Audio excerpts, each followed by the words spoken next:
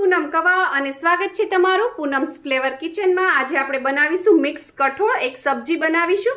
એના માટે મેં અહીંયા મિક્સ કઠોળ લઈ લીધા છે। એમાં મેં લીધા છે કાળા ચણા, લીલા વટાણા અને સફેદ વટાણા, આ બધા લઈ લીધા છે। તમે કોઈ પણ કઠોળ લઈ શકો છો। અત્યારે મેં આ લીધા છે 200 ગ્રામ જેટલા લીધા હતા અને મેં એને થોડું નવસેકું ગરમ પાણી કરી અને એને પલાળી દીધા હતા। 2 થી 3 વાર પહેલા ધોઈ લીધા, પછી એને નવસેકા ગરમ પાણીમાં આખી રાત પલાળી રાખ્યા હતા, અથવા તમે 7 થી 8 કલાક પણ પલાળી શકો છો। હવે જે આ પલાળેલું પાણી છે એ આ રીતે મસળી અને કાઢી નાખવાનું।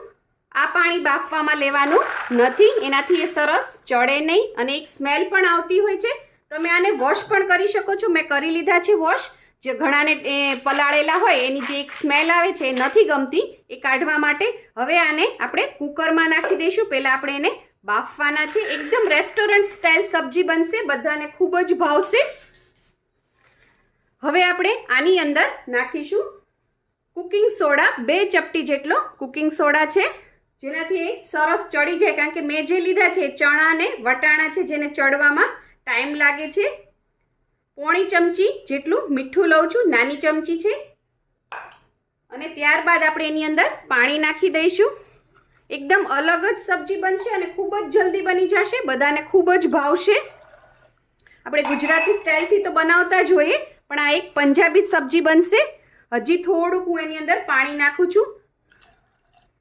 મેં એની અંદર 1.5 ગ્લાસ જેટલું પાણી નાખ્યું છે, કારણ કે આને થોડું ચડતા વાર લાગે એટલે આમાં પાણી છે એ થોડું વધારે નાખવાનું।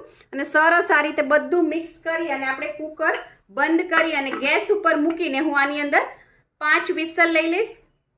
પહેલાં થોડી ગેસની ફ્લેમ હાઈ રાખવાની, પહેલી વિસલ આવવાની તૈયારી થાય એટલે ગેસની ફ્લેમ છે એ સ્લો અથવા મીડિયમ જેવી કરી દેવાની। ત્યારબાદ બીજી 4 અથવા 5 વિસલ તમે લો એટલે આ બધો કઠોળ છે સરસ બફાઈ જાય। આપણે એકદમ ગળાવી નથી દેવાનું, દાણો રહેવો જોઈએ તો મજા આવશે ખાવાની। આ પંજાબી શાકનો વઘાર કરવા માટે આપણે એક ગ્રેવી રેડી કરવાની છે। એના માટે મેં અહીંયા મિક્સરનું એક જાર લઈ લીધું છે, એની અંદર 10 કળી જેટલું લસણ નાખું છું હું। ત્યારબાદ 5 મીડિયમ સાઇઝની ડુંગળી છે, એને મેં કટ કરીને આ રીતે લઈ લીધી છે, એને નાખવાની છે। 3 ટમેટા છે, એ પણ મીડિયમ સાઇઝના હતા। આ બધું એકસાથે જ આપણે ક્રશ કરી દેવાનું છે। બહુ ઇઝી અને ક્વિક રેસિપી છે અને બહુ જ ટેસ્ટી લાગશે। ત્યારબાદ 2 લીલા મરચાં લીધેલા છે, તમે તમારી જેવું તીખું ખાતા હોય એ પ્રમાણે લઈ શકો છો। 1 ઇંચ આદુનો ટુકડો છે। આ બધી વસ્તુ છે એને આપણે સરસ ગ્રાઇન્ડ કરી દેવાની છે। અને હા, આની અંદર જ આપણે મસાલા પણ કરી દઈશું। ઘણા લોકો લસણ ડુંગળી નથી ખાતા હોતા, તો તમે આમાં લસણ ડુંગળી સ્કીપ પણ કરી શકો છો। એની જગ્યાએ તમારે 4-5 કાજુ નાખી દેવાના। ત્યારબાદ હવે આની અંદર જ આપણે મસાલા કરી દેવાના છીએ।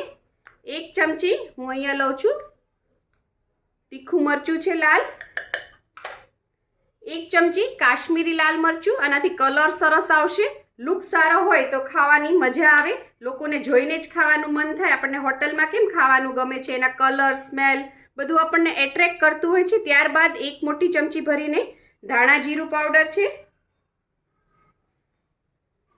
અડધી નાની ચમચી જેટલી હળદર નાખીએ છીએ, અને ત્યારબાદ ગરમ મસાલો છે એ પણ 1 નાની ચમચી લીધું છે મેં। અને હવે આપણે એની અંદર અડધા કપ જેટલું પાણી નાખી દેવાનું છે, અને આ બધાની સરસ એક પેસ્ટ આપણે મિક્સરમાં વાટીને રેડી કરી લઈએ। અહીંયા ગેસ ઉપર મેં એક કઢાઈ મૂકી દીધી છે। કઢાઈમાં 3 મોટા ચમચા મેં તેલ નાખ્યું છે। તેલ આગળ પડતું હશે તો સરસ સ્વાદ આવશે, તમારે ઓછું નાખવું હોય તો ઓછું પણ કરી શકો છો। તેલ ગરમ થઈ ગયું છે, એની અંદર અડધી નાની ચમચી જેટલું આપણે જીરું નાખી દઈશું। જીરુંની સાથે જ આપણે 2 ટુકડા નાના નાના મેં તજના લીધા છે, એ 2 ટુકડા તજના નાખી દઈએ। 2 ફૂલ ચક્રી છે, અથવા ઘણા લોકો આને બાદિયા પણ કહેતા હોય છે, એ નાખ્યા છે। એનાથી બહુ જ સરસ સ્મેલ આવશે, ફ્રેગ્રન્સ બહુ સરસ આવશે શાકની।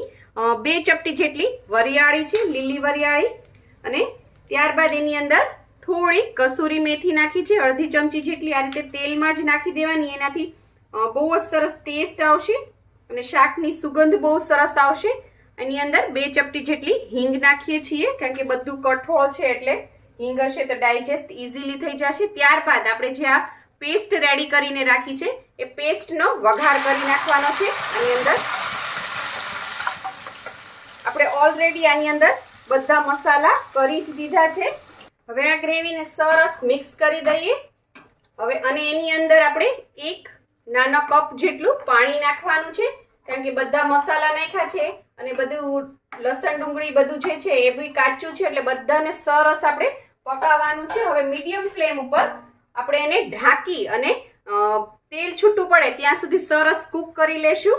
વચ્ચે વચ્ચે ચેક કરજો બળી ના જાય, અથવા સ્લો ગેસ પણ તમે રાખી શકો છો.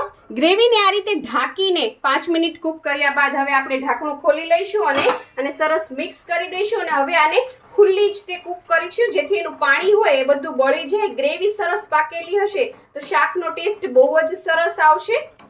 હવે આ ગ્રેવીની અંદર આપણે થોડું મીઠું નાખી દઈએ અને મિક્સ કરી દઈએ. આપણે લગ્ન પ્રસંગોમાં જઈએ છીએ ત્યારે જોઈએ છીએ કે કંદોઈ છે એ મોટા મોટા ટોપની અંદર તાવેતાથી આવી રીતે ગ્રેવી હોય શાકની, એ સરસ એને શેકતા હોય છે. એ જો ગ્રેવી સરસ શેકાયેલી હશે ને તો શાકનો ટેસ્ટ ખૂબ જ સરસ આવશે. હજી આપણે આને 5-7 મિનિટ કૂક થવા દઈએ.